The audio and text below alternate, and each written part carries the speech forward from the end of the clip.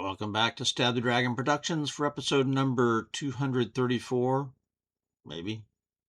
I can't count. Sort of. And Canadian Whiskey Tournament number 2, Family Feud number 3, as we are looking at the Seagram's VO family. Coming to you from Fort Worth, Texas on Tuesday, December 30th, 2025, where it has reached a high of 53 degrees, though it was 30 this morning when I went to work. Now, last time we did the one-on-one match between Seagram's VO Gold here and the regular Seagram's VO here. And the VO Gold won that match, and surprise, surprise, I was actually able to identify it in the blind taste test. So that was encouraging because my record there is not great. All right. But today we're going to look at VO Black, a rare and mysterious whiskey. So just the facts. I paid $21.99 for this 750 milliliter bottle at Total Wine in Fort Worth. Non-age stated, 90 proof. Tasting notes. It is very simple, much like the regular VO. A little bit less than gold, though. Mildly sweet. I get corn, honey, not much else. So while it seems to lack a little bit in flavor, there's nothing bad going on here at all. It's simple, easy to drink, very enjoyable. But it makes up for the lack of flavors with a pretty decent mouthfeel, burn, and finish, which is definitely stronger than the VO or even the VO Gold. I gave it a score of 77, which for me is pretty low, but I gave it a letter grade of a B for drinkability. This is a pleasant sipper. If I was ever offered a drink of this, I would accept it gladly, but this is probably the only bottle of this I will ever buy. I bought it for this tournament. If you like Canadian whiskeys, though, I would suggest that you give it a try if you can find it. Finding it may be the problem. All right, let's look at the history here. Joseph Seagram became the sole owner of the whiskey company he had worked for and married into by 1883. And the VO brand was released to the world, depending on your source, 1911, 1913, or 1917. Nobody today knows exactly what VO stands for. It could be very old because his whiskeys back then were known to be aged for quite a while. But it could also be very own, and I lean that direction because it was released for the wedding of Joe's son. And so it makes me think that this is probably like a family reserve thing. And then they decided, hey, let's release it to celebrate the wedding. So VO probably very own, but again, nobody really knows for sure. So it's a mystery whiskey. Now, VO Gold was released in 1998, but VO Black has been very elusive. I cannot trace it down anywhere as to its origin when it was released. Now, I do know that Crown Royal Black was released in 2010, and it was owned by Diageo too. Now, the Sazerac website, that's who owns this now, Sazerac, does not even show it on their website. They don't list it. They list VO, and that's about it. So they don't list this one. This whiskey then, on YouTube, I researched this. It's not, I can't find it anywhere on YouTube. No, certainly no advertisements, but not even any reviews. And then I did a Google search of reviews for this, not YouTube, but Google. Couldn't find a single review for this. Now, it does show up on lots of sales, lots of whiskey stores, whiskey companies. I mean, it's going to show up everywhere for buying it, even though I had trouble finding it here in Fort Worth. So this whiskey is a black op for sure. Even in Davin D. Caromino's book, right here. Published, this edition was 2024. Canadian whiskey. He's got a chapter on Seagram's, and nowhere does he discuss this. And it's not even in his book. So I don't know what to think.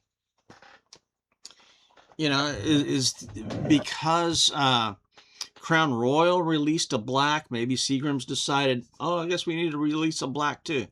I'm not sure. You know, Devereaux does mention VO Gold or the Diageo.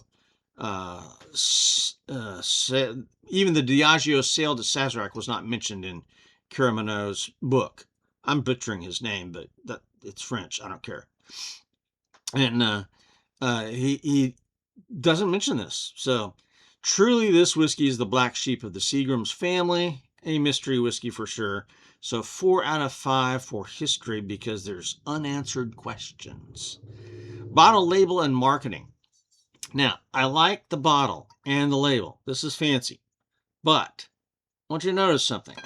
Here's the regular VO.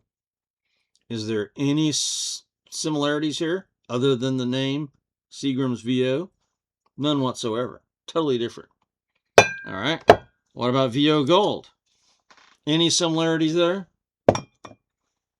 No, other than the name. Nothing. So you got 3 whiskeys here with 3 very different bottles. Now, at least the VO and Gold have somewhat similar labels. I mean, the labels are, you know, still different, but there's some similarities. But here, nothing but the name.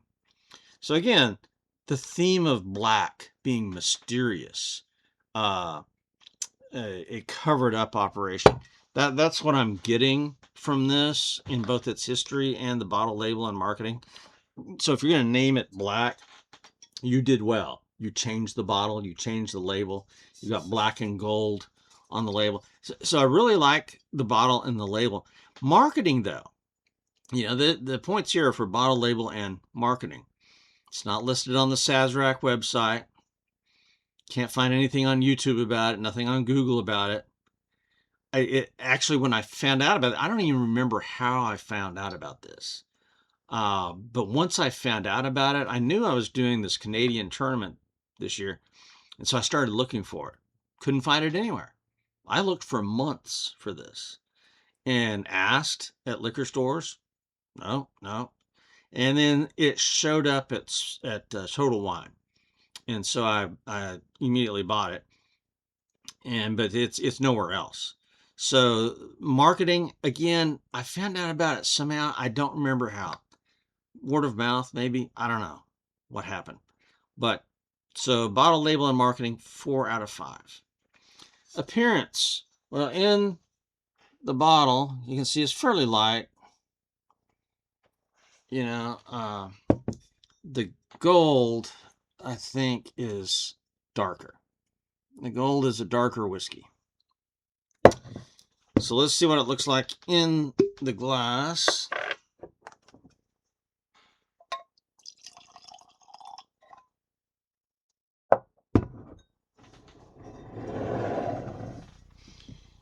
So this is the only one with a stopper, by the way. The other 2 have a twist-off plastic cap. This is a rubber stopper with a plastic cap. In the glass, you know, it's darker than the regular VO, but not as dark as the gold. And so I'm going to go ahead and give it a 3. You know, it's a low 3, but it's there. That's a 3. Composition. I've never found any mash bill for any of the VOs. So I don't know what's in here. The age statement, not here. You know, it's on the gold. You know, 8 years, but nothing here. The proof, though, 45% ABV, 90 proof. So that's the only thing about composition that I know. So that's, you know, pretty discouraging there. 10 out of 15. Nose.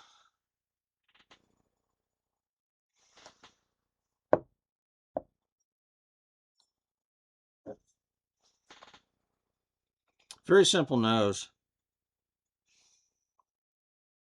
A little bit of sweet corn. Very faint. Maybe some butterscotch going on there. Yeah. Still real faint. That's only a 7 out of 10. Nothing negative, though. There's nothing negative there. It's very faintly sweet corn, butterscotch.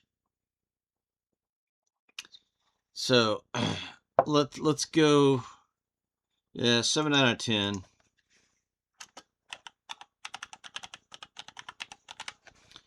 All right, let's go with taste now.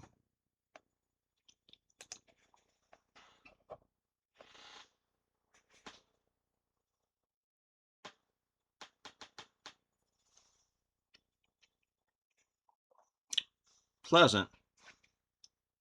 Sweet, mildly sweet. And this is sweet in a good direction. Okay, it's not. There are some whiskeys that are very sweet that I don't like at all because it's the wrong kind of sweet. Larceny, Maker's Mark, Old Forester 86, and Old Forester 100. Those are sweet, very sweet, but in kind of an artificial, yucky way for me. I don't like them. This is sweet in a good way. Honey sweet. The corn is there, certainly. But it's very simple, much like the regular VO. Less than the gold. Yeah, so corn, honey, not much else. Don't really get any of the barrel or the rye.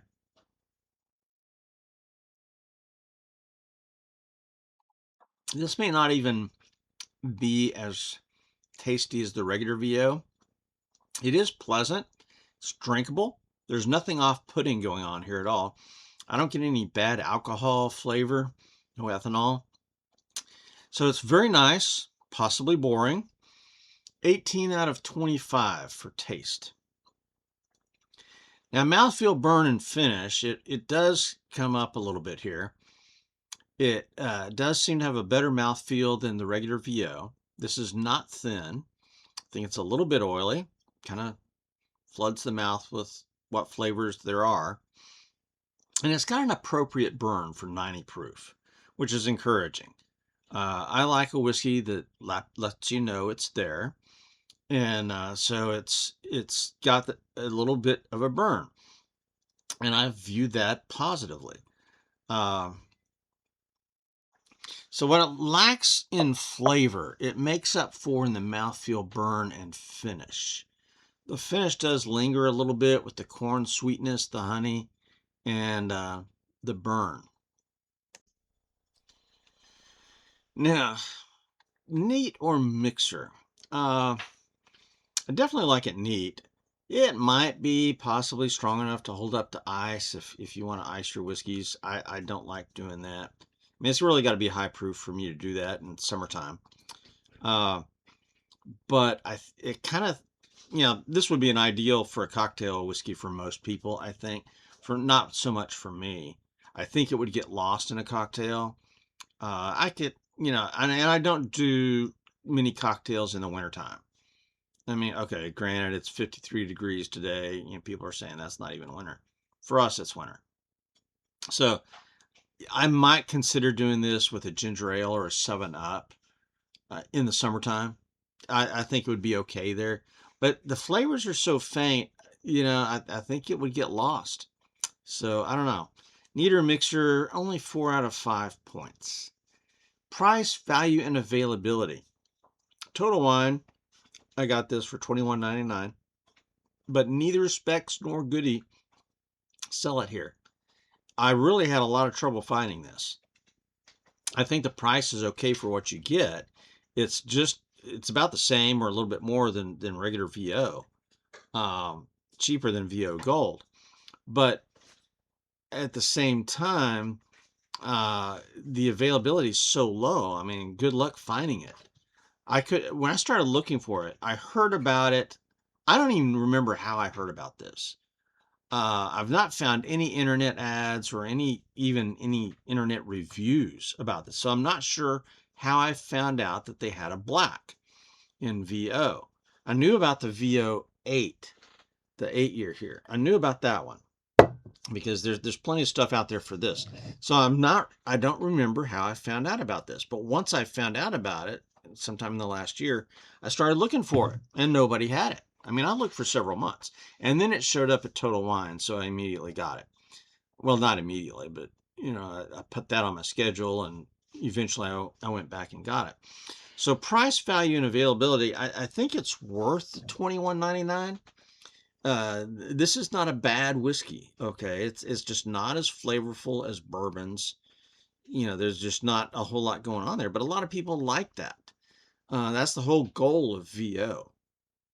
Well, good luck finding it. I mean, it's just going to be hard to find. So for price, value, and availability, the price and value are good, availability not. So 6 out of 10 for price, value, availability. Bonus points of 4 out of 5, because while I do like drinking it, it's enjoyable. It's simple, but it tastes good. There's nothing bad going on here. But I do like the 90 proof kick. That's good. So that gives this an extra bonus there. But the history behind this, the marketing of this, it's a mystery whiskey. It's a Black Ops whiskey. There you go. So my total score is a 77, which is pretty low. Letter grade for drinkability, though, a solid B. And my recommendation: if you don't like the harshness of bourbons or ryes and you generally enjoy Canadian whiskeys, I would suggest that you try this if you can find it. It is a mystery whiskey, but it's enjoyable to drink. I would never turn it down if offered, but this is likely the only bottle of this I'll ever own. I will not buy it again. I bought it for this tournament. So there you go. It's simple, but it's a nice sipper. It's enjoyable. All right, next up. Well, first of all, my wife has convinced me to show my ties, because my ties generally relate either to the whiskey or the history subject I'm coming or the season. And so it's Christmas time, got a Christmas thing going on there. This is a tie about the wise men visiting the baby Jesus. And the Feast of the Innocents was this last Sunday, the 28th of December. And so this tie is sort of about the wise men, right? And the Feast of the Innocents is a very sad but fascinating part of the birth narrative of Christ, because that's where Herod has all the baby boys of Bethlehem killed. And Joseph and Mary and baby Jesus flee to Egypt because of the warning that that the angel gave them after the wise men's visit. All right, this coming week has New Year's Day holiday right in the middle, but I hope to get in a few more American Catechism videos, because the 2nd of January is the birthday of the state of Georgia, and I lived in Georgia for a while. My wife is from Georgia. My son has lived in Georgia for a while. The 3rd, then, is the birthday of Alaska. And again, there's a family connection there with Alaska. My son was stationed up there in Alaska for a few years. But also the 3rd is the birthday of J.R.R. Tolkien. And I'm a big Tolkien fan, and so I try to celebrate his birthday every year.